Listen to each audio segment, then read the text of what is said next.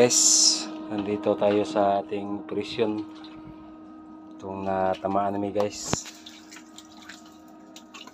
sa 162 feet.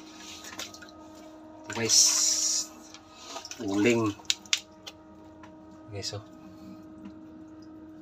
Dos ka baga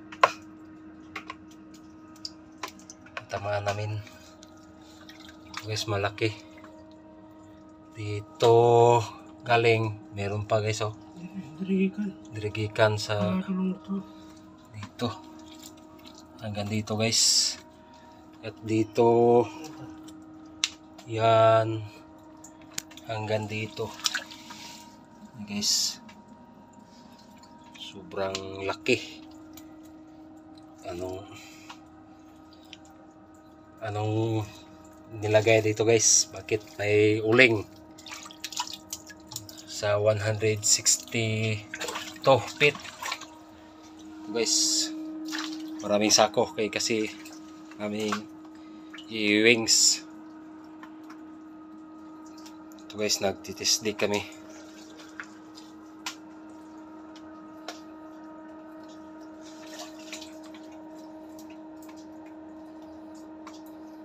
Malakas ng tubig guys.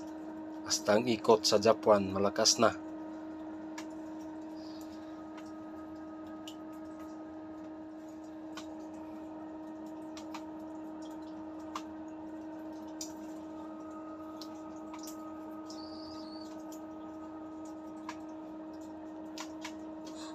Salamat sa aming magaling na mentor na si Sir Chris Sniper. Salamat po bro. Ito ang natatamaan namin. Kahoy, uling. Tupit na ito kakapalang uling guys at kahoy.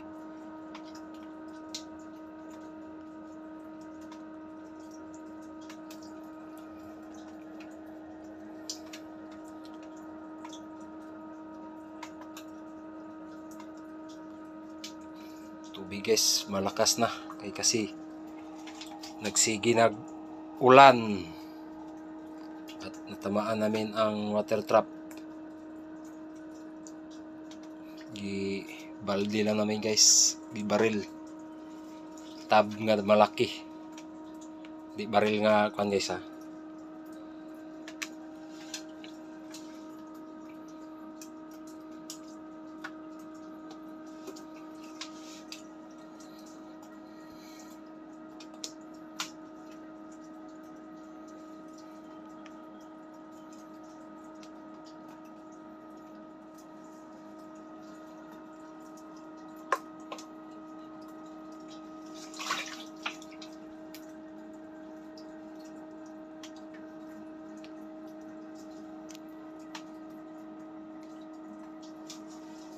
Sliding naman.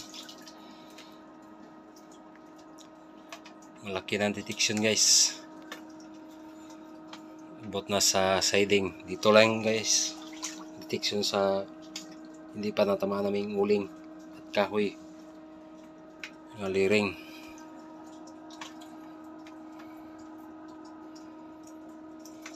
Guys, oh. Tingnan nyo guys. Guys, natamaan namin sa 162 feet. Guys, so, yung babaw sa uling guys na ay kasamang kinason at uling, at dito wala na, at mayroong mga talaba guys, wala nang kinasong maliit talaba. Ito guys, mga talaba yan guys. So, anong masasabi nyo guys? Hindi kami nag-uling dito guys ha, kasi may tubig ko, mauling guys. Guys, oh. Makapal guys, 2 feet at 2 inches, 2 feet naman guys. Nagtitisdik pa kami.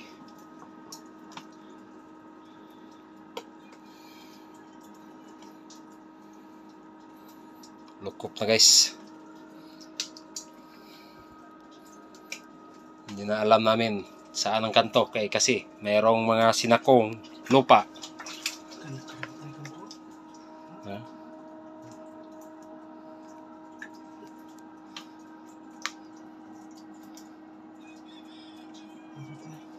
Urot na guys, lukop.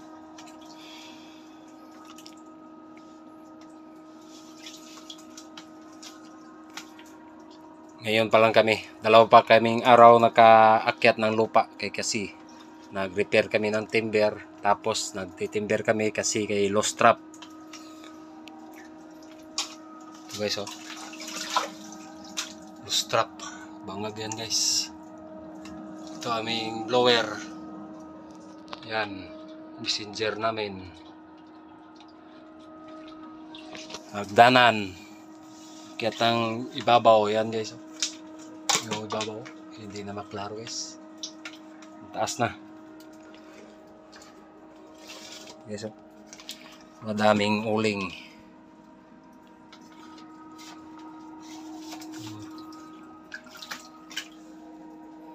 Okay guys, salamat sa magaling na mentor namin na si Sir Chris Sniper. Salamat po bro.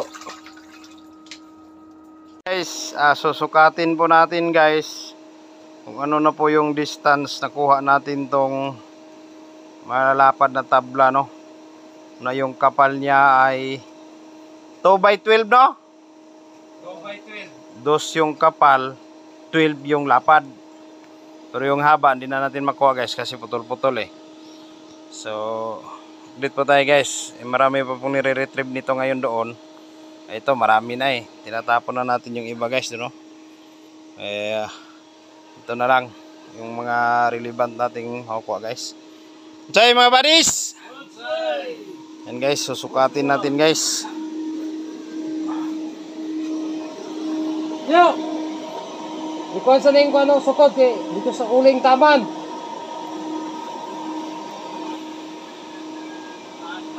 Yan guys, no? Yan po ating digger guys, isa lang yung bumaba kasi nag-low power po yung supply ng kuryente natin ngayon, no? Abot na? Kaya yan, isa lang po munang bumaba. Ah! Si manual po ating ginagamit. Abot na daw? Yan guys, kita yung tao guys, no?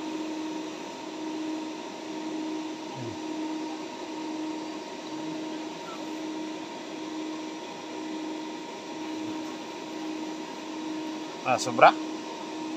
16 na, di ba?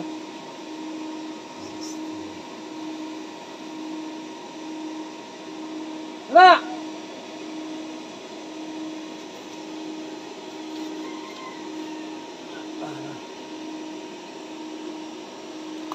So yan po guys, no?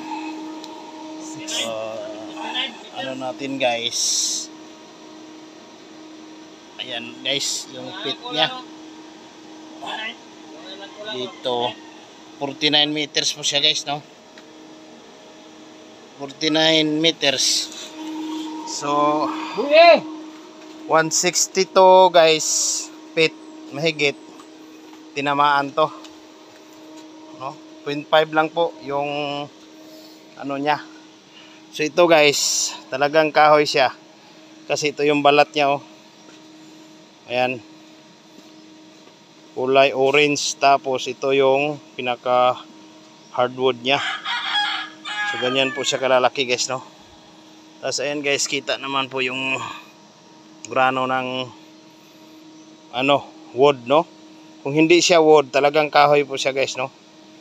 So yan, kita po mapula-pula kasi hindi siya masyadong luto, no?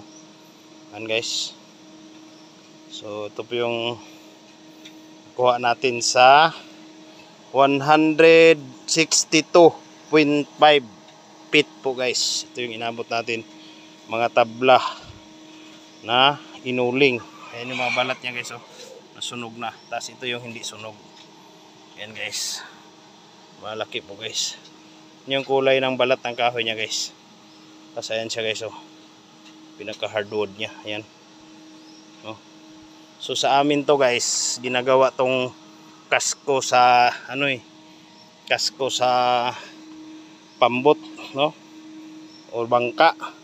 Isang tawag sa amin ito guys na kahoy is balimbingan. Ayan ko guys kung anong tawag sa iba nito guys. Ayan guys, oh. Ayan yung pinakalaman niya guys, pula. Kaso nauling siya kaya umitim. Tapos hindi masyadong luto kaya may pula-pula po siya, no? Ayan po kanyang balat. So, ayan guys, no? Yung balat niya. Tapos ayan yung pinaka-hardwood niya guys. Makikita guys, ayan, no? Ayan guys, yan ang layer niya. So, ayan guys, napakarami. Tapos ito guys ay, ayan nakikita natin dahon. Ayan. Dahon po yan. Dahon. Ayan, dahon. Sa ibabaw ng uling. So, ayan po guys, no? Ganun po karami guys. Siguro nasa, kung iipunin natin, nasa 10 sako na.